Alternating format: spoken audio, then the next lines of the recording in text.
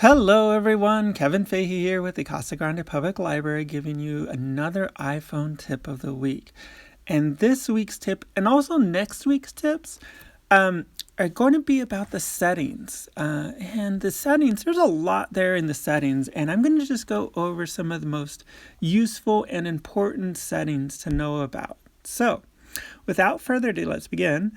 The settings app on my phone, obviously, it's going to be different on your phone. It's the app that is on the third row, and it's the first app. It's gray, and it has a few cogwheels there, and it says settings onto it. So if you tap on it, it will open up the settings. And as you can see, there is a lot of different settings in the settings app. So again, I'm just going to go over a few of them. I'm not going to go over them, but the ones that I find most useful, I'm going to definitely go over. So we're going to begin with the display settings. And there's a few things in the display that's actually pretty useful to know about.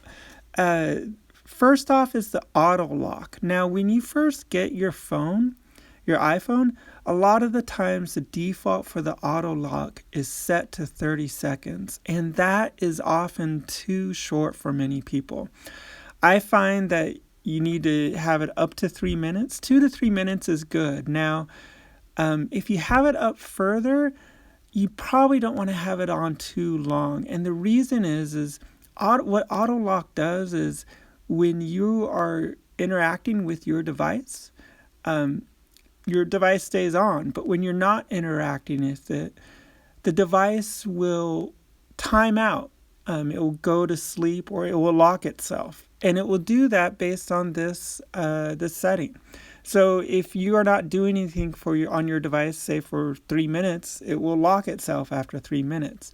But 5 minutes is actually really kind of a long time for your device to be on. The display itself is the thing that takes up the most battery life. So generally 2 to 3 minutes is a good between too short and too long. Another setting in the display settings is the text size. This allows you to decrease or increase the size of the text that you see on the screen. You can also change the text to bold text. The display zoom. This allows you to see icons either big or at standard size. I have it at zoomed size. And raise to wake. Whenever you want your device to wake up, you just raise it and it will wake up. But for me, it was kind of annoying, so I've turned that feature off. It is on by default. You have a light and dark mode. Light mode looks like this. The background for text stuff is white. And this is great for if you're in a bright light a lot. You can actually see a lot better in sunlight. But it also takes up the whiteness takes up battery life. So I stick with the dark, and dark doesn't take up as much battery. And it's also a little bit better on the eyes. The white light can often be a little strenuous on the eyes. And then there's night shift. And when you schedule your night shift, at whatever time you set it to go on, your screen will have a filter, a yellow filter come over it, and which is a little bit better on the eyes. You generally set your night shift an hour or two before you fall asleep and whenever you wake up. That does it for the display settings. The next setting that I'm going to go over is the wallpaper setting. This just allows you to change the look and the background of your screen, either your lock screen or your home screen, and you do that simply by choosing a new wallpaper at the top there. And there are groups of wallpapers that come with your iPhone. There's live, stills, and dynamic. Or you can choose a photo from what you have in your photos. So you can go to your all photos and find a photo that you really like, and that can be your wallpaper. The next setting that I'm going to just briefly go over is the Touch ID and passcode. Now, if you are on a newer iPhone, like an iPhone X or later, it might say Face ID. If you are using an iPhone 8 or sooner, it will say Touch ID. Touch ID, it uses your finger print to be able to access it. And then the passcode is the passcode that you put in to access your phone when it's locked. So if it doesn't recognize your Touch ID or it doesn't recognize your face, it often asks for the passcode. I'm not going to show that to you here. In order to access this setting, you actually have to put in your passcode, and you'd be able to see my passcode. So I don't want to show that to you, but you can set up your Touch ID. You can set up multiple fingerprints for your Touch ID, your passcode, and it also gives you settings about what you can access on the lock screen. The next thing I'm going to go over is the Wi-Fi and the Bluetooth. The Bluetooth setting allows you to connect your device to another Bluetooth device. This can be a car stereo, or it can be a Bluetooth speaker, or it can be a smart TV. And when that device that you want to connect to, it'll come up on the list down below. You can see on my devices all the different devices that I've connected to.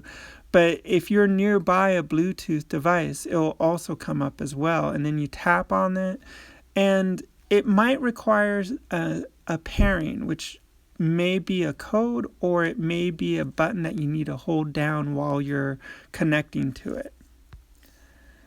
Wi-Fi.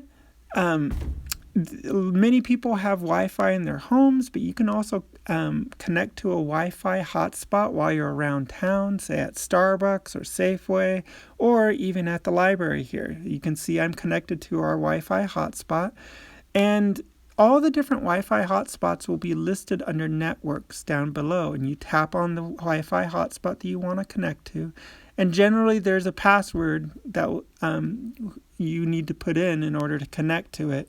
What that password is, it depends on who you're connecting it with. So you'll put in the password, and then you'll be connected to the Wi-Fi. It's a great way to save data if you're uploading a video or you're wanting to do a Zoom talk with somebody. It's usually better to do that over Wi-Fi because any kind of video takes up an enormous amount of data. The next setting I'm going to go over is the Do Not Disturb. Do Not Disturb, when you're in this mode, all calls and notifications, texts and such are silenced. You don't hear the vibrations, you don't hear the rings or anything. And in this setting at the very top there, you can manually turn it on, or you can also set up a schedule for it. So my Do Not Disturb is generally from 11 to 8 a.m. It's when I sleep, and then also I'm kind of pretty busy in the morning, so I don't really want to get notified. So that's why it's set up that way. But you can also have the lock screen dimmed when you're in Do Not Disturb. To always be silent, but if you're using your iPhone,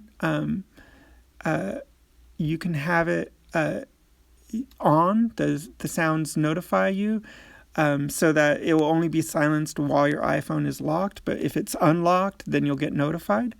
And then you can decide to allow calls from no one or people in your favorites or your contacts. And then repeated calls, they can come through if that setting is on, if it's a second call from the same person within a few minutes.